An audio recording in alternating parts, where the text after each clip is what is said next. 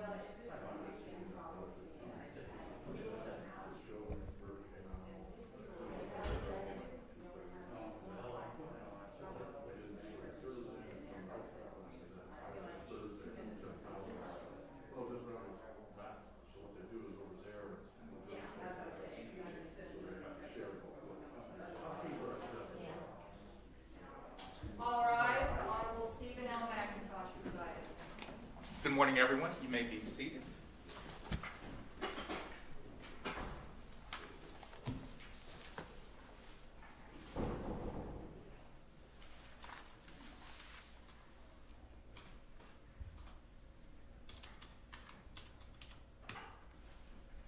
Okay, these are case numbers 21 CR 1607 and 21 CR 451, State of Ohio versus Adam Coy.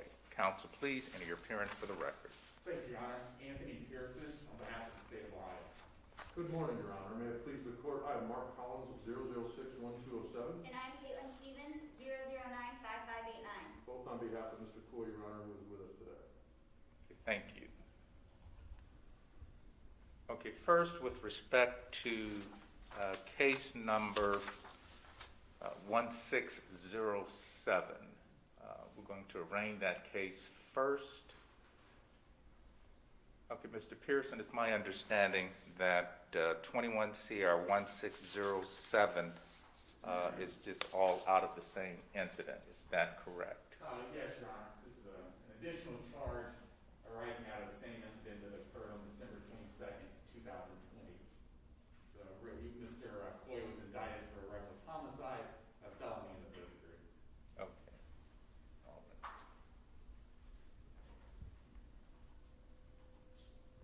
All right. Okay. Give me 1 minute.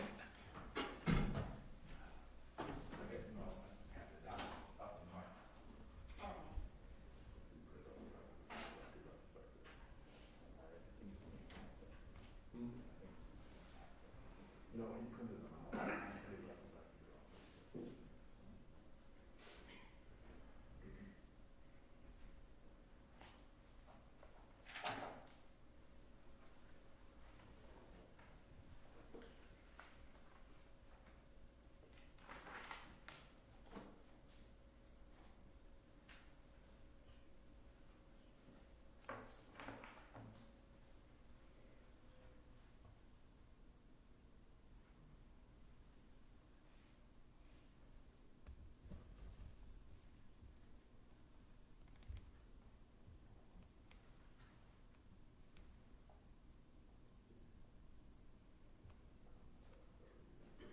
You're on my back here, so I have 70% loss on that stuff.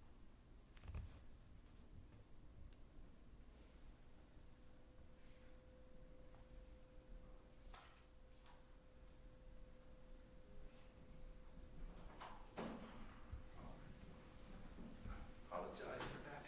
We're good.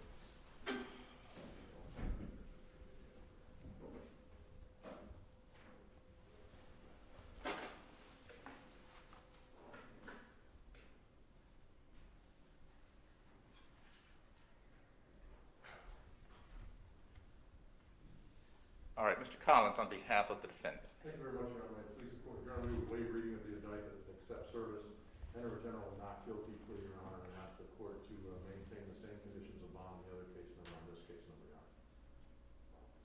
All right.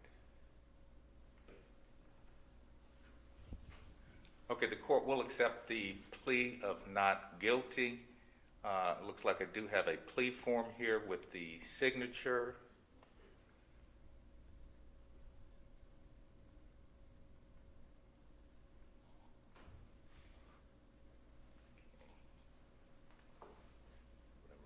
Okay. With the signature of the defendant as well.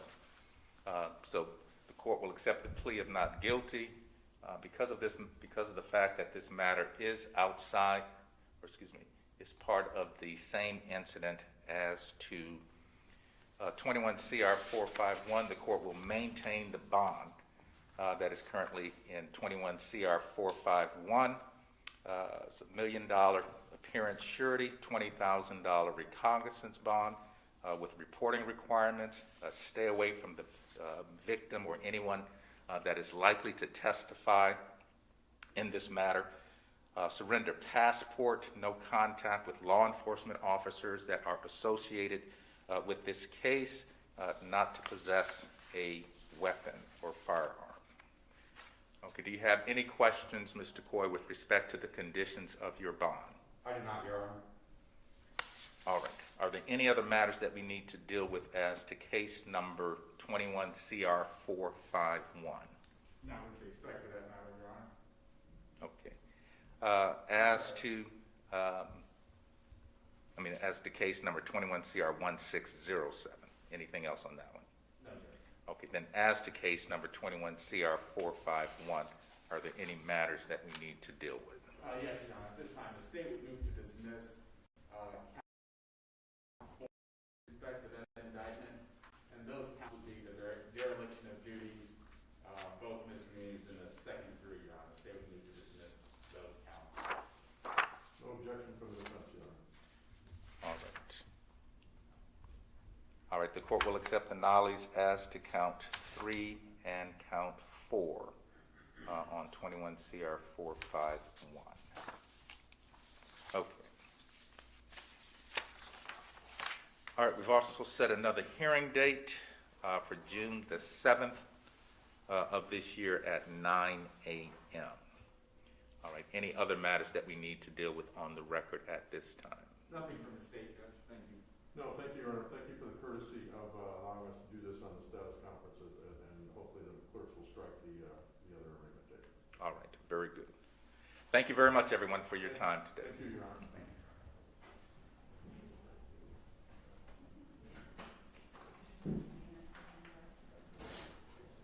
Yeah, you too.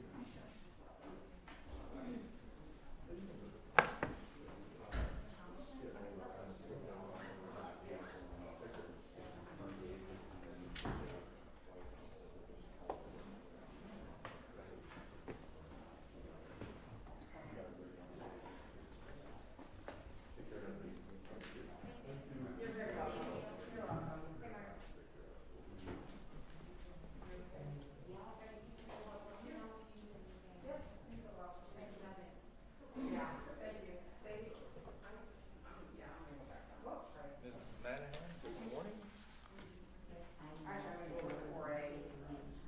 Oh, Nervous, so to speak, with regards to the felony murder. As we all know, or hopefully that reckless homicide is not a lesser of felony murder. So. Why did the dereliction of duty charges get dropped? Because there was no duty that was lawfully imposed at that point in time. So hopefully, we appreciate that they recognize that aspect. It's something that we talked about. I know we talked about at the first arraignment. So I'm glad that the Attorney General's office re-examined and realized that there were no lawful duties at that point in time, and they did the appropriate thing, and basically they cleaned up the indictment. That kind of gives us pause or concern what happened in that original grand jury. Normally, if something goes off the rails and the grand jurors are considering something that is doesn't have the legal components, usually a prosecutor will step in and say, hey, we don't have, there are no legal obligations at that point in time. So it's clear that they cannot prove that case anywhere close to beyond a reasonable doubt. They would never make it past a Rule 29 dismissal. And in fact, Ms. Stevens had prepared a lengthy motion that we were about to file to dismiss those, and the Attorney General said, hey, we realize that that is not an appropriate charge, so they dismissed it today. How is Mr. Coy right now? Obviously, a few months Good. Just reviewing his discovery, going over the stuff. He's an active part of our team and doing the best he can. So.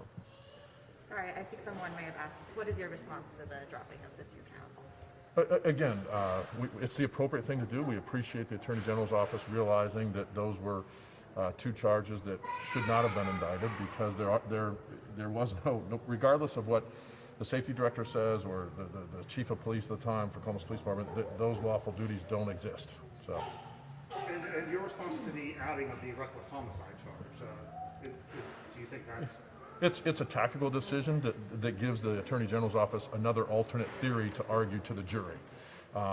It probably should have been done originally. It wasn't. So again, that gives us concern, because people understand that reckless homicide is a lesser of murder. When you have a murder charge, you have aggravated murder, purposeful murder, and then you have manslaughter, involuntary manslaughter, reckless homicide, and negligent homicide. They're all lessers of murder. So at a trial, you would not have to add that charge. Because they chose to indict him under felony murder stands by itself. There are no lesser includeds of felony murder. So it was an all or nothing for the Attorney General's office with regards to that charge. So. So. Did Not you to- expect the judge to continue the bond so he can remain out of jail? On Oh, bond? absolutely, absolutely. I mean, again, you know our position on the bond, but this is a situation, he's in compliance with everything, he's doing everything he's supposed to. And this situation is out of the exact same incident, so there's no need for a different bond. Without sounding like an idiot, Mark, No, initially when they filed these charges, we were told in terms of dereliction duty, it was for a body camera and then rendering aid.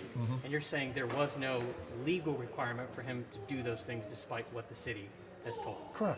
Correct. Yeah, you basically hit the concepts right on the head. In order to have a dereliction of duty, you have to have a lawful duty in place.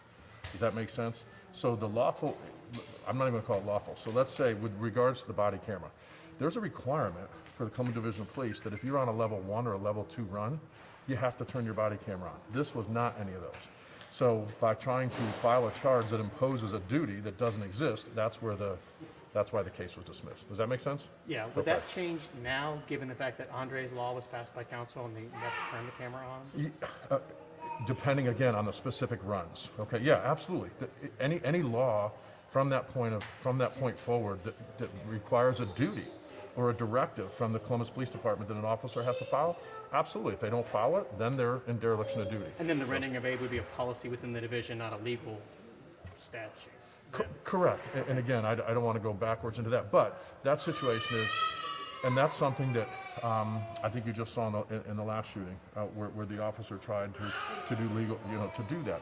I mean, some officers are trained, some officers aren't. So that brings in a whole new question. How much training are you going to do? Are you going to make it a requirement? And the more we can do, the better we can do. Anything else? Yeah. Anybody else? Thank you. I do have a question. How do you feel about your defense at this point? Going forward? Again, this is a we feel very confident in the situation because based on the Ram v. Connor, the case law that governs these cases, police officers are put in situations where they have to make a split-second decision. In this situation, he had to make a split-second decision, and he gave an honest mistake. He was honestly mistaken. He believed in the right hand was a silver revolver versus a round, big set of keys.